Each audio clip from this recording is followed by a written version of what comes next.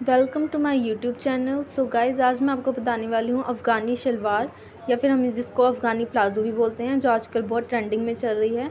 तो इसकी कटिंग और स्टिचिंग मैं आपको बताने वाली हूँ। तो ये मैंने रेयॉन फैब्रिक लिया है, 2 मीटर फैब्रिक है। तो ये देखिए, इस तरह से चौड़ाई में ये मेरा डबल फोल्ड है कपड़ा। अब इसको इस तरह से लेंथ में 2 मीटर को इस तरह से 1 मीटर में 4 फोल्ड कर लेंगे। इसको कपड़े को अच्छी तरह से सेट कर लेना है। यहाँ पर ये देखिए, इस तरह से 4 फोल्ड है फैब्रिक मेरा। अब सलवार की जो लेंथ है वो 34 इंच है, उसके हिसाब से हम मार्किंग करेंगे। तो ये जो ओपन साइड है फैब्रिक की, मेरी साइड है और क्लोज साइड इस तरफ है। तो इसकी लेंथ की मार्किंग करते हैं। तो लेंथ 34 इंच तैयार चाहिए हमें।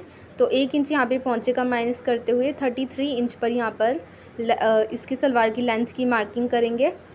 और थोड़ा बहुत फैब्रिक इसमें सिलाई में जाएगा, ऊपर से भी और नीचे से भी। तो ये नीचे पहुँचे के साथ ही इसमें कवर हो जाएगा। तो लेंथ का मार्क करना है यहाँ पर 33 इंच पर। तो इस तरह से देखिए, नीचे की साइड जहाँ पे मैं मार्क कर रही हूँ, यहाँ से भी मेरा फैब्रिक जो है वो क्लोज साइड है और ऊपर की तरफ इस साइड से ओपन साइड है। तो इस तरह से पूरे फैब्रिक पे 33 इंच पर यहाँ पे मार्क कर लेना है। सलवार के पहुँचे पे मैं यहाँ पर मिरर से एम्ब्रॉयडरी करूँगी, तो वो भी मैं आपको आगे दिखाऊँगी। और वीडियो में मैंने ये जो सलवार है, ये एक सिंपल कुर्ती के साथ वेयर की थी, जो उस पर भी मैंने मिरर वर्क से ये एम्ब्रॉयडरी की हुई है। तो उसकी वीडियो भी आपको मेरे चैनल पर मिल जाएगी और लिंक आपको डिस्क्रिप्शन बॉक्स में मिल जाएगा। अब यहाँ से देखिए, लेंथ के ऊपर से यहाँ पे 2 इंच पर मार्क करना है। ये मेरे बेल्ट का होगा, जहाँ पे जो हमारी इलास्टिक आएगी वहाँ पर हम ये इस पर रख कर स्टिच करेंगे। तो 2 इंच एक्स्ट्रा यहाँ पर कर लेना है। इस तरह से देखिए, डार्क कर देती हूँ मैं निशान, जो आपको ईजिली विजिबल हो। इस तरह से पूरी इस फैब्रिक पर मार्क कर लेना है। और वीडियो आपको पसंद आई हो तो प्लीज़ वीडियो को लाइक करें, शेयर करें और मेरे चैनल को सब्सक्राइब ज़रूर करें। और कमेंट में ज़रूर बताइएगा कि कैसे लगा आपको ये डिज़ाइन। तो देखिए, इस तरह से मार्किंग कर लेंगे। उसके बाद यहाँ से हम इसके आसन का निशान लगाएंगे, जिसको क्रॉच एरिया भी बोलते हैं। तो ये हमारा 12 इंच पर आ जाएगा, बिल्कुल परफेक्ट। अगर आपका साइज़ बहुत ज़्यादा बड़ा है, कोई हेल्दी पर्सन है, तो उसके लिए यहाँ पे हम 14 इंच तक मार्क करेंगे आसन के लिए, क्रॉच एरिया के लिए। तो ये मैंने 12 इंच पर मार्क किया है। और जो चौड़ाई ली है वो यहाँ से 2 से 2.5 इंच तक आप ले सकते हैं। तो इस तरह से ये स्ट्रेट लाइन ड्रॉ कर लेनी है। और यहाँ पर नीचे की तरफ इस तरह से एक नोक से बना लेनी है, थोड़ा सा कर्व शेप देते हुए। अब नीचे मोरी का जो आएगा हमारा, जहाँ पे पहुँचा होगा, इसमें चुन्नट आती है नीचे, तो उसके लिए मार्क करेंगे 13 इंच पर। यहाँ पर आप 12 से 13 इंच तक मार्क कर सकते हो। अब ये आसन वाला जो मार्क है मेरा, यहाँ पे इसे ज्वाइन कर देंगे नीचे मोरी वाले से मिलाते हुए, इस तरह से। तो देखिए, इस तरह से मेरी ये यहाँ पर मार्किंग तो कंप्लीट हो गई है इस तरह से सलवार की। अब इसको हम यहाँ पर कट करेंगे। ये देखिए, इस तरह से फैब्रिक को कट कर लेना है। ये सलवार और भी कई तरीके से बनाई जाती है। जैसे सलवार में नॉर्मल सलवार जो होती है, उसमें ऊपर बेल्ट लगाते हैं 5 इंच चौड़ी, तो हम उसको इस तरह से बना सकते हैं चुन्नट डाल के।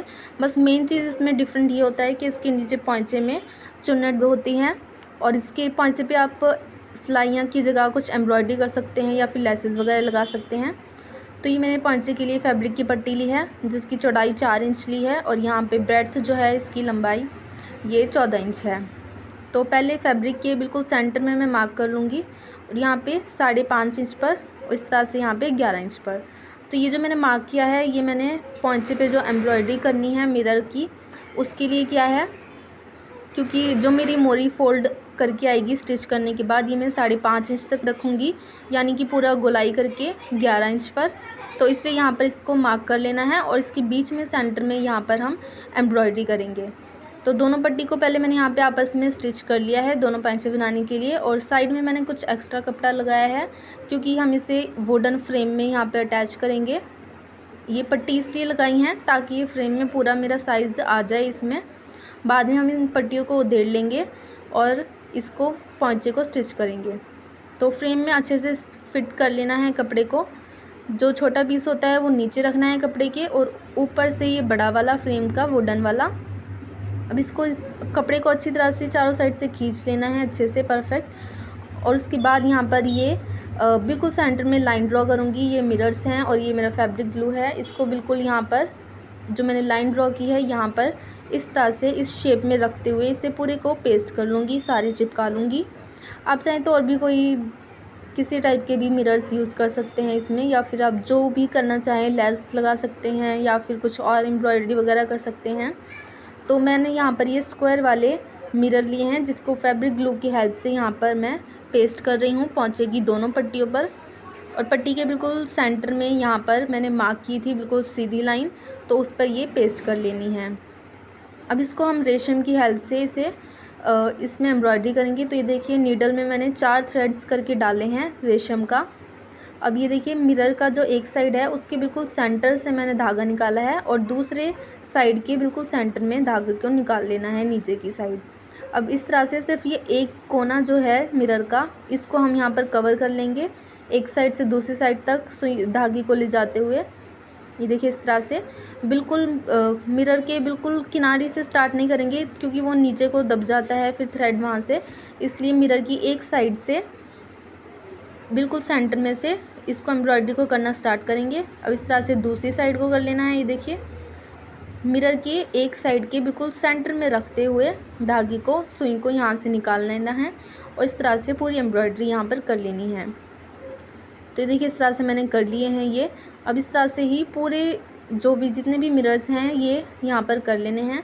और पोंचे का जो साइज़ है वो आप अपने अकॉर्डिंग रख सकते हैं कुछ भी। तो यहाँ पर मैं सिर्फ 1 इंच का यहाँ पर बनाऊँगी पोंचा चौड़ाई में, और इसकी जो मोरी है यहाँ पर मैं 5.5 इंच रखूँगी, मतलब पूरी गोलाई करके ये 11 इंच तक आएगी मेरी। तो उसी हिसाब से मैंने ये मिरर्स भी उतने ही लगाए हैं, पूरी उसको लेंथ को जितना भी आएगा मेरा।